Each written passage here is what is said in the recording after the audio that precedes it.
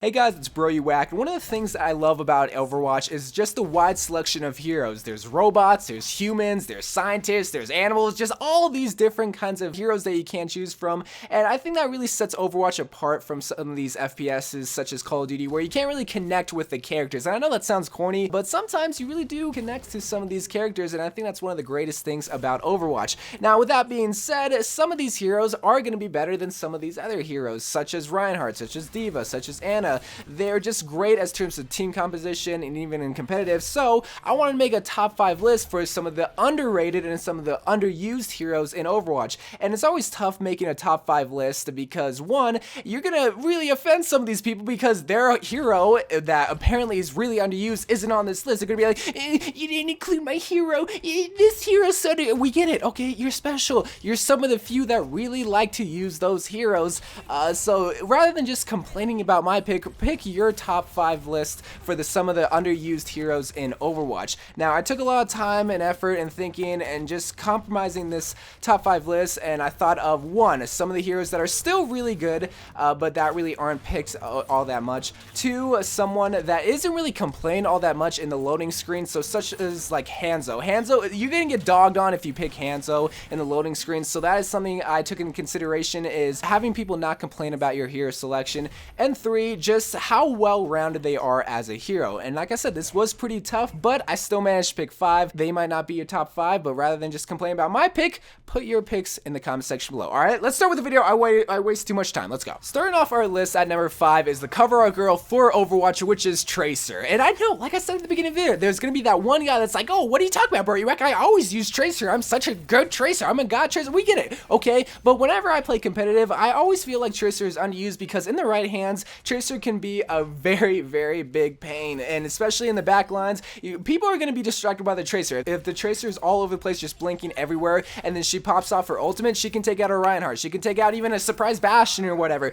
Her ultimate is very, very underappreciated because Tracer isn't really ever used all that much, and she's a big pain. I just picture her just like a bumblebee. Like, yeah, she's somewhere, but you don't know where it is, and then boom, you get stung, and your whole summer's ruined because your face is all swollen. That made no sense. That was a terrible metaphor. But still, Tracer is in the right hands, and I try not to make this list based on, oh, in the right hands, this hero can do exceptionally well, but in the right hands, this hero can be a great offensive pick, especially against some of the more squishier targets, but even sometimes against the more heavier targets because of her ultimate. Coming in next at number 4 is Pharah. So like I said at the beginning of the video, I try to pick heroes that really, if you select that hero, people won't really complain about them. And whenever I have a Pharah on my team, I'm like, awesome, we have a Pharah. This is awesome because not a lot of people ever use her, and I don't see why. She's one of the few heroes that can fly in the sky, and she's one of the only heroes that can stay in the sky. Sure, you do have D.Va that can fly around, but really, she can't do damage. See, if they don't have a soldier on the enemy team, if they don't have a good Widowmaker or a good McCree to take you out,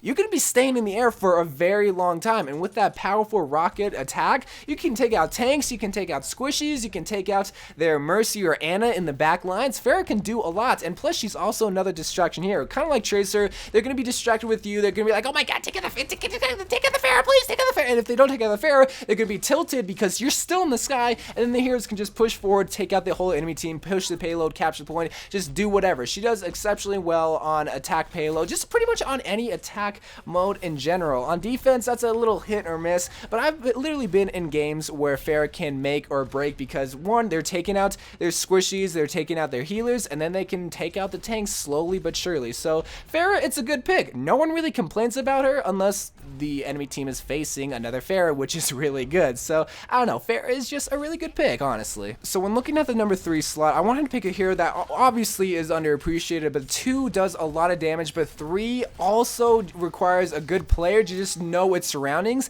and if you have this player pick this hero, then he's just gonna rain havoc on the enemy team. So I wanted to go with Junkrat. So I know a lot of people are gonna bring up that one argument, oh, what about Zarya? What about Zarya? That's why I said know his surroundings, know how to use Junkrat. a good Junkrat player is not going to charge up that Zarya. I guarantee it. I only use Junkrat in certain situations, like on control maps. I don't really do it on attack all that much because of that bear trap, because of his trap. He's able to trap those squishies, even sometimes trap that Mercy, trap that Ana, trap that Genji if they do have one, even sometimes trap that Tracer and boom, take him out right away. And against the tanks, he's able to bring down Reinhardt's shield. And like I said, the only counter is with Zarya and even sometimes D.Va, because D.Va can just eat up those grenades real quick. But if a good Junkrat knows his surroundings, know what's going on, and just knows how to use his concussion mine and just know how to use those grenades, then he's gonna bring out a whole lot of damage. Like I said, not a lot of people use Junkrat, and rightfully so because of that Zarya. But if they don't have an enemy Zarya, then he's able to take out a lot of heavy tanks and even sometimes trap those squishies and take him out himself. So if you have a good Junkrat player, oh my, man, he's so good, my boys. So with the current Overwatch meta, it is very tank heavy. Who do you see? You see a Reinhardt, you see a D.Va, you even sometimes see a Zarya or a Roadhog, depending on the map and depending on the game mode. But what's that? Wow, who's that? Oh, right, the scientist, the monkey, the Winston. And number 2, it is Winston. So obviously for rightful reasons, Winston is overlooked because one, sure, he does have like a 500 health, but he has no way of healing himself, and his attack really is lackluster, and his toolkit, yeah, the shield and the jump, but like with Zarya, you have that bubble. Even with 400 health, you have that bubble, and you also have a shield. Like, come on, and her damage when charged up, oh my god. With Roadhog, you have his hook and you have his shotgun. With Reinhardt, you have his shield. Every tank besides Winston really does have a great toolkit, or either just a great attack, or it really isn't situational. With Winston, in the right hands, and I tried not to make this list too heavy, and oh, in the right hands, this hero can do good, but really, in the right hands, Winston can just do exceptionally well against the enemy with a shield, just blocking off any fire coming their way. I mean, sure, it's overlooked over Reinhardt's shield, but Winston really isn't all that bad of a hero. If they're able to bounce in and out of attacks, if they're able to get the heals in the right place in the right time, then Winston can do really, really well. It just is just overlooked because of the situation with the tank meta right now. I don't know, with their shield and with their attack can do really well, but it's still at number 2. What is number 1 though? So I really didn't mean it when I said I thought long and hard about these heroes for this top 5 list, and I really wanted to shine light on heroes that are underappreciated and if you don't ever pick or you don't ever see, but people also don't complain about when you pick them in the hero selection screen. I'm sure if you are on Route 66 attack and you pick a Hanzo or a Widowmaker or even a Torbjorn, you're gonna get roasted for your pick, I guarantee it.